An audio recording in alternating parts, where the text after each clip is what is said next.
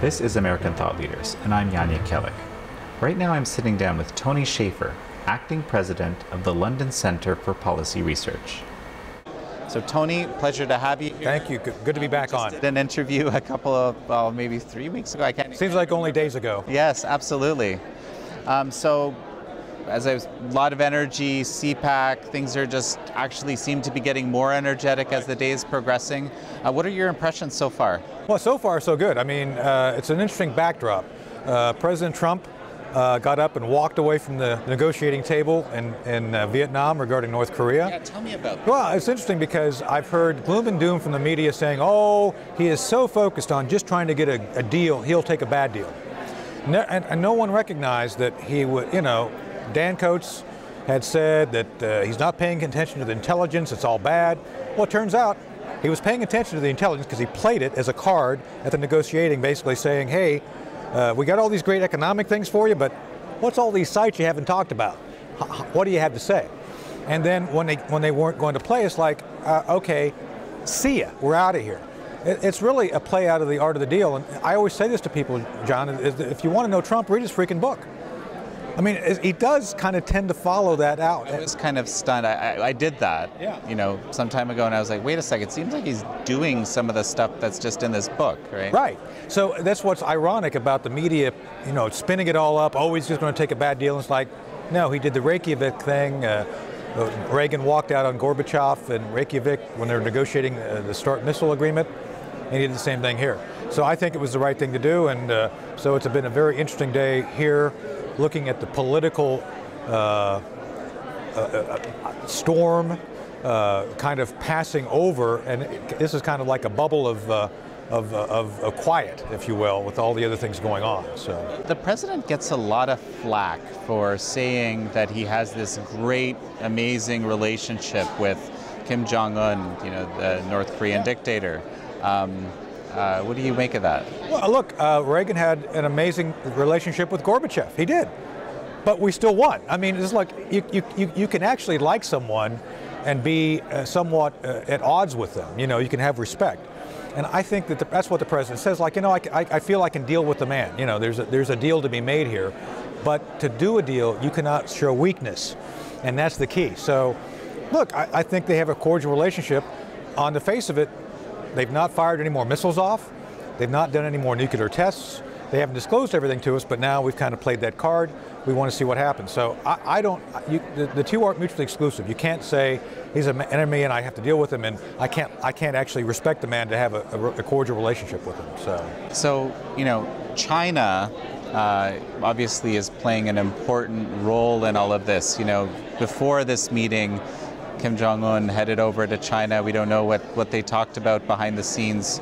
And at the same time, there's this trade negotiations happening. Right. What do you think, is there any impact of Xi Jinping seeing what happened in North Korea this morning? No doubt. Tell me about that. Look, I think the foreign policy that this administration's used is essentially like a chess game. If you remember, the premier of China was having a meal with the president when President Trump fired the missiles into Syria. And the premier was in Mar-a-Lago, and Trump commented over dinner, by the way, we're launching an attack regarding a red line. So I think this is a tapestry. It's not simply a single set of actions or actions combined. It's a tapestry of understanding. So this shows that President Trump has the political will to stand up and say, enough's enough, I'm not going to go down this path. At the same time, I think he's willing to reward good behavior. The Chinese have seen, he said we're extending the deadline on some of the adverse actions against China because we've seen some progress. So I think he's a very reasonable man when it comes to negotiations. The most important thing regarding China, and I think they made this point early on in the negotiations, the quiet negotiations with China, is like, if North Korea fails or North Korea goes to war with the South, you, China, take the bath. We're not going to be dealing with you economically, and your economy has a potential of collapsing. So I'd like to believe he's played the enlightened self-interest card effectively with China to make him recognize you've helped create the situation and you would suffer worst in a catastrophic failure of North Korea.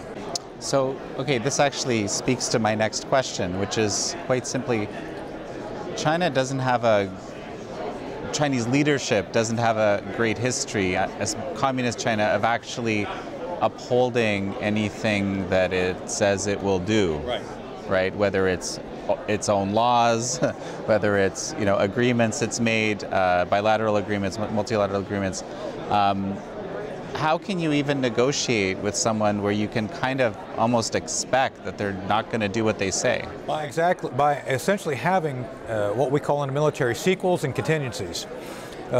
It's important to understand and study the leadership of who's in charge and how they react. I don't know how President Trump does it exactly, but I know from talking to Bud McFarlane. Bud who was a National Security Advisor to President Reagan. President Reagan would insist on having essentially books on people he's dealing with. He wanted to study the man. So I can tell you that I think there's a good deal of study going on regarding the leadership of China. So while you may not be able to trust their word, you can trust certain behaviors.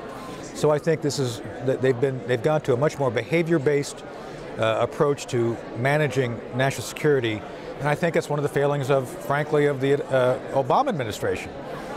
I think they tended to take people at their word who would not follow through on their word, and I don't think President Trump and his current set of advisors are taken in by that premise. Well, Tony, thank you very much for sharing your thoughts. Always good to be I'll have you again. Thank you.